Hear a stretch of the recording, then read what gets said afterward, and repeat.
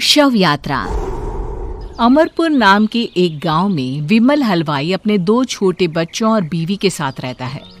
विमल की पत्नी ज्योति भूत प्रेत जादू टोने में बहुत माना करती थी। इसका बिल्कुल विपरीत विमल इन चीजों को दक्यानुसी माना करता था।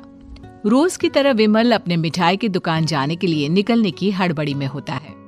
मैं निकलता हूँ ज्योति, देरी हो जाएगी, दुकान भी खोलनी है मुझे। अजी ध्यान से, आज अमावस्या है। रास्ते में कोई कपड़ा या कुछ भी गिरा हो तो उसे लांग मत दीजिएगा, बगल से चले जाइएगा। अरे ऐसे तो तुम मुझे पागल ही कर दोगी क्या? हाँ, मैं नीचे देखकर चलूं कि सामने से कोई गाड़ी घोड़ा आकर मेरे ऊपर से चला जाए? दोनों हालत में तो मेरी ही मौत है। अरे क्यों सुबह सुबह इतनी अपसुगनी बातें कह रहे हो जी?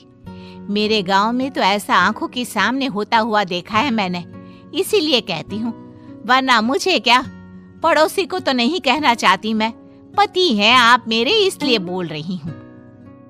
विमल अपनी मिठाई की दुकान चला जाता है। दुकान पर पहले से ही ग्राहकों की लंबी लाइन लगी हुई थी। ये लो, वहाँ ज्योति अमावस्या को लेकर परेशान है और आज तो हमेशा से ज्यादा ही लंबी लाइन लगी पड़ी है। अच्छी खासी बिक्री होगी आज। विमल दुकान खोलता है। एक के बाद एक ग्राहक उसकी दुकान पर मिठाई ले रहे होते हैं। तभी गांव की एक बूढ़ी औरत विमल से कहती है, जिस तेजी से बिक्री हो रही है, कहीं किसी की नजर ना लग जाए, नींबू मिर्ची टांग ले। अरे क्या चाची तुम भी, ये सब नजर बजर कुछ नहीं होता है। कैसे लोग हैं मेरे आसपास। अपनी दुकान से शाम को विमल हंसते कूदते वापस घर आता है। हाँ, आज तो अच्छी खासी बिक्री हुई है। एक महीने में जितनी बिक्री होती है, एक ही दिन में आज उतने पैसे कमा लिए मैंने। ये तो बहुत अच्छा हुआ जी, आज ही घर की नजर उतारी है मैंने। बिक्री तो अच्छी होनी ही थी। अच्छा, तुम खाना लगा दो, सारा माल बिक चुका है। मुझे शहर जाना होगा, कुछ चीजों की जरूरत पड़ेगी। रात भर मिठाई बनाऊंगा, तब जाकर कल सुबह दुकान खोल पाऊंगा। खाना खाकर विमल शहर जाने के लिए निकल पड़ता है। सुनिए जी, ध्यान से जाइएगा। चौरस्ते पर किसी जादू टोने की चीज पर पैर मत रख दीजिएगा। हे भगवान, हद हो गई ज्योति, ये तो मैं जा रहा हूं। विमल गुस्से से शहर जाने निकल पड़ता है। रात का काला घना अंधेरा, चांद की एक भी किरण ना होने के कारण अंधेरे में कुछ भी देख पाना मुश्किल था। जंगल के बीच के एक अधकच्चे रास्ते से विमल जा रहा होता है।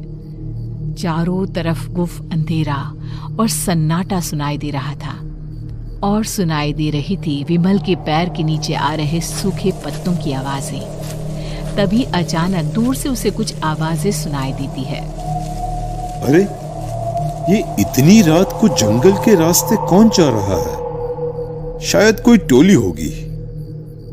राम नाम सत्य है, राम नाम सत्य है, राम नाम सत्य है, राम नाम सत्य है।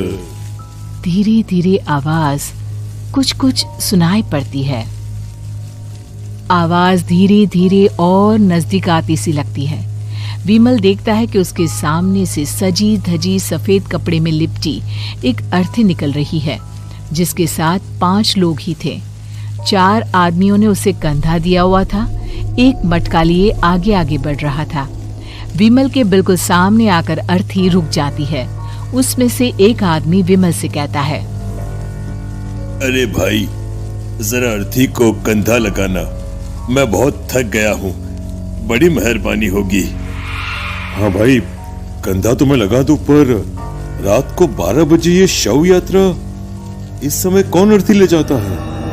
तभी विमल को ऐसा लगता है कि शव में से आवाज आई, ये आवाज। मजबूरी है भाई, आप कंधा दीजिए, मैं रास्ते में सब बताता हूँ आपको। विमल अर्थी को कंधा दिए चल रहा होता है कि उसे ऐसा लगता है कि हाथ में मटका लिए जो आदमी शव के आगे चल रहा है उसके पैर उल्टे हैं। क्या हुआ भाई, हकला क्यों रहे हो?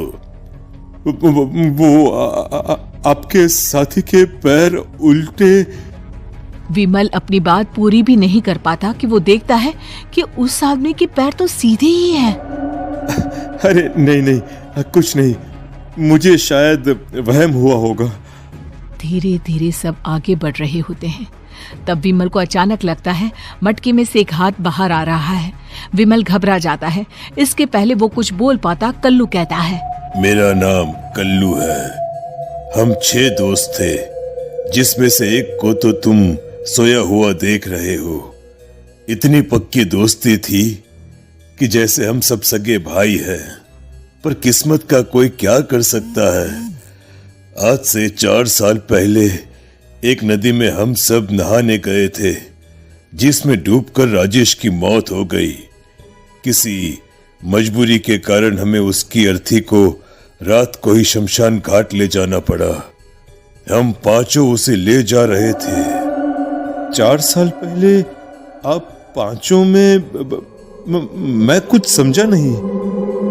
मंकू अपनी गर्दन पीछे घुमाकर अपनी आंखें बड़ी बड़ी कर विमल से कहता है, अरे भाई, पूरी कहानी खत्म होने दो, फिर बीच में बोल लेना, ठीक है? तभी रास्ते में एक हादसे में अपने दोस्त के साथ हम सभी मर गए। वो सामने देखो, हमारा दोस्त। विमल सामने देखता है। उसे दिखता है कि एक ऐसा आदमी जिसका शरीर कई जन्मों से पानी के अंदर रहने के कारण सफेद पड़ गया है। उसकी आंखें बाहर की ओर निकली हुई थी। फिर ये अर्थी किसकी है? अर्थी के साथ के लोग अर्थी को नीचे रखते हुए एक साथ विमल की ओर देखते हुए कहते हैं, तुम खुद ही देख लो। विमल शव पर से सफेद कपड़ा हटाता है। शव की जगह खुद को ही देखकर विमल के होश उड़ जाते हैं। वो शव विमल की ही थी। पलक झपकते ही विमल उस अर्थी की जगह पर होता है। 6 के 6 दोस्त उसी तरह अर्थी को उठाकर चलने लग जाते हैं। राम नाम सत्य है। राम नाम सत्य है। राम नाम सत्य है।